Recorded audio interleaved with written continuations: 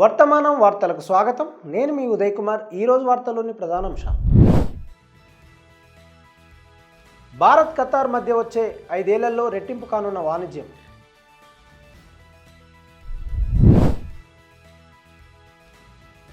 ఒరిస్సాలోని కళింగ యూనివర్సిటీలో నేపాల్ అమ్మాయి ఆత్మహత్య, నిజ నిర్ధారణ కమిటీ ఏర్పాటు చేసిన ప్రభుత్వం.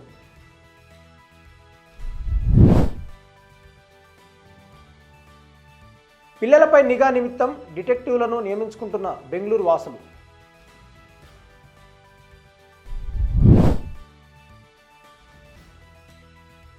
తెలంగాణ కులగణనలో పెరిగిన ముస్లిం ఓబీసీ నిష్పత్తి, రిజర్వేషన్ల పెంపుపై ఆశలు.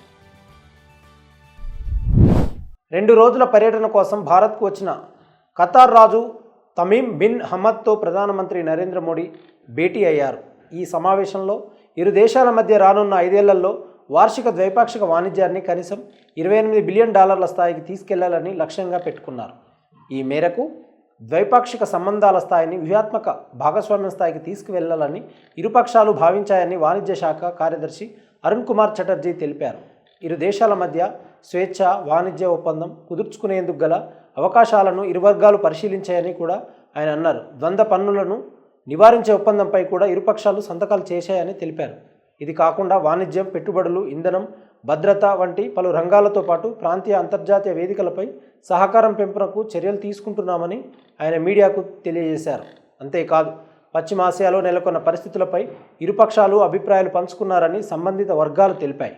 సరిహద్దు ఉగ్రవాదంతో సహా అది ఏ రూపంలో ఉన్నా దానిని ఖండిస్తామని మోడీతో భేటీ సందర్భంగా ఖతార్ రాజు షేక్ తమీమ్ వెల్లడించారు. ద్వైపాక్షిక యంత్రాంగాల ద్వారా ఈ ముప్పును ఎదుర్కోవడంలో సహకరించుకోవాలని ఇరుపక్షాలు అంగీకరించాయి. మనీ లాండరింగ్, మాదక ద్రవ్యాల అక్రమ రవాణా, సైబర్ నేరం, ఇతర అంతర్జాతీయ నేరాలలో సహకారాన్ని బలోపేతం చేసుకోనున్నారు.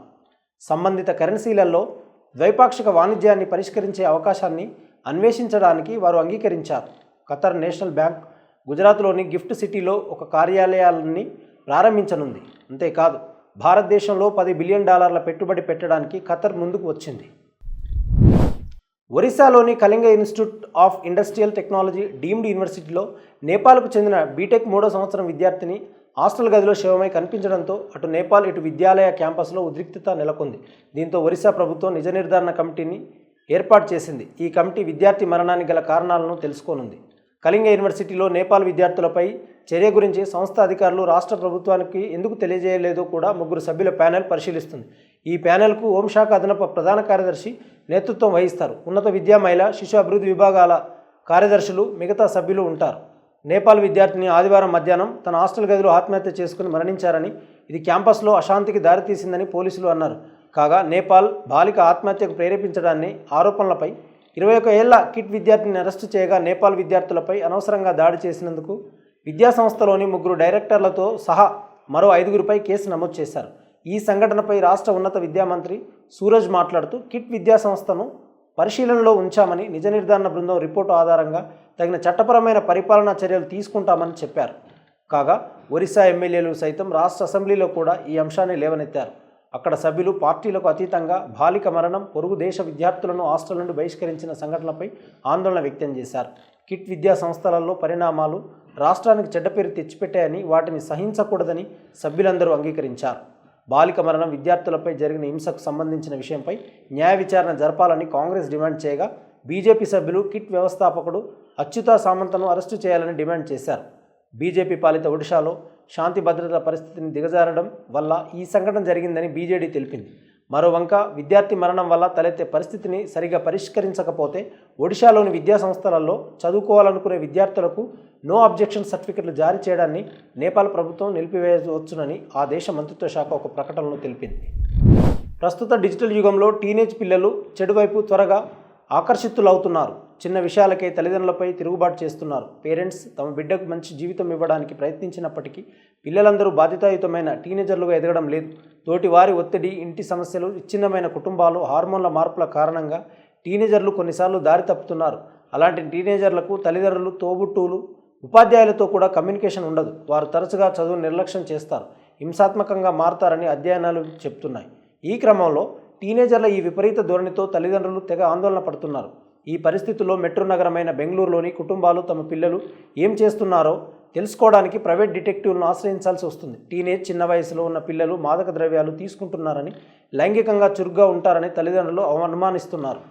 తల్లిదండ్రులు ఇద్దరు పనిచేస్తున్న కుటుంబాలలో కమ్యూనికేషన్ అంతరం పెరుగుతున్నందున టీనేజ్లపై నిఘా కోసం డిమాండ్ పెరుగుతుందని బెంగళూరులోని డిటెక్టివ్ ఏజెన్సీలు చెప్తున్నాయి.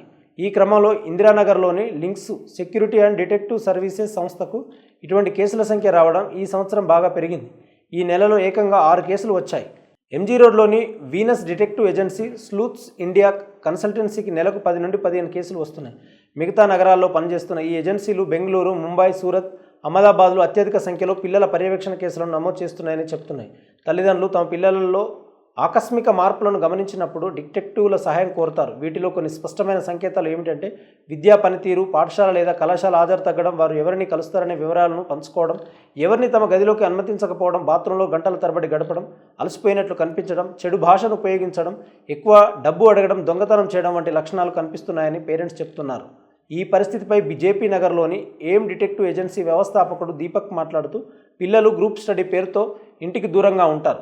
2 లేదా 3 రోజులకు కానీ తిరిగి రారు. వారు తల్లిదండ్రుల కాళ్ళకు స్పందించరు అని ఆయన చెప్పారు. ఇక 12-13 ఏళ్ల వయసున్న వారితో సంబంధం ఉన్న కేసులలో కూడా మాదక ద్రవ్యాల దుర్వినియోగం ఒక సాధారణ విషయమని ఈ ఏజెన్సీలు పేర్కొన్నాయి. ఇదిలా ఉండగా పిల్లలపై నిఘా కోసం డిటెక్టివ్ల నియామకంతో ప్రజల జేబుకు చిల్లులు పడుతున్నాయి.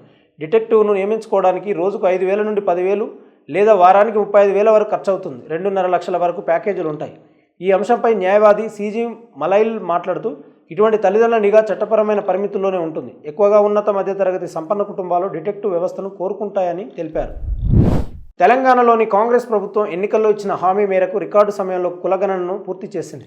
ఫిబ్రవరి మొదటి వారంలోని దాని ప్రధానాంశాలను రాష్ట్ర అసెంబ్లీలో ప్రవేశపెట్టింది. తెలంగాణ జనాభాలో ముస్లింలు 12.6% మంది ఉన్నారని, వీరిలో 10.08% మంది ఇతర వెనుకబడిన తరగతులు అంటే ఓబీసీ వర్గానికి చెందినవారని కులగణన నివేదిక వెల్లడించింది. ముస్లిం జనాభాలో 2.48% మాత్రమే ఓబీసీ వర్గీకరణ వెలుపల ఉన్నందున రాష్ట్రంలో ప్రస్తుతం ఉన్న 4% రిజర్వేషన్లను పెంచేందుకు ఈ పరిశోధన ముస్లిం సమాజంలో బలమైన ఆశను కల్పించింది. కులగణన డేటా ముస్లింల వెనుకబడతనానికి ఖచ్చితమైన ఆధారాలను అందించింది. రిజర్వేషన్ ప్రయోజనాలకు వారి అర్హతను బలోపేతం చేసింది. రాష్ట్ర ప్రభుత్వం చేపట్టిన కులగణన ఫలితం ముస్లిం ఓబీసీల సంఖ్యకు సంబంధించిన మునుపటి ఊహాగణనాలను సవాల్ చేసింది.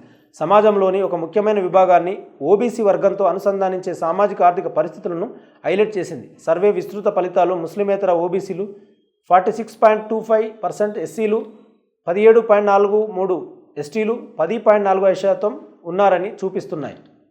ముస్లిమేతర సాధారణ కులాలు 13.31% ఉండగా ముస్లింలు 12.56% ఉన్నారు.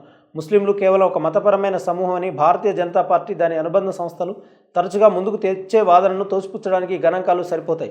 కులగణన వాస్తవానికి ముస్లింలను కుల ఆధారిత సంస్థగా వర్గీకరించడాన్ని బలోపేతం చేసింది. ఇతర ఓబీసీ వర్గాలతో సమానంగా రిజర్వేషన్ ప్రయోజనాలకు వారిని అర్హులుగా చేసింది.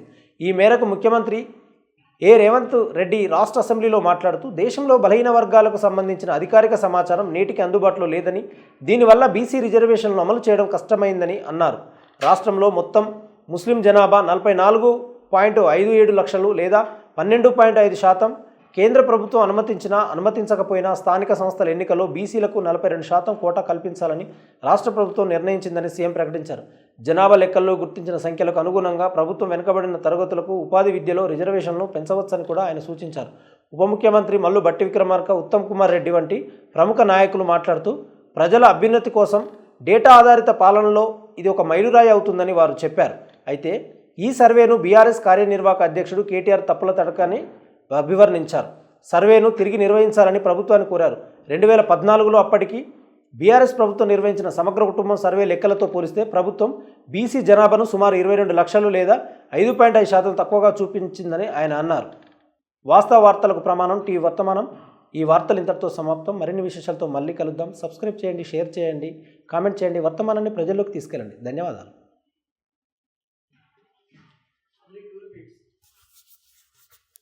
only 2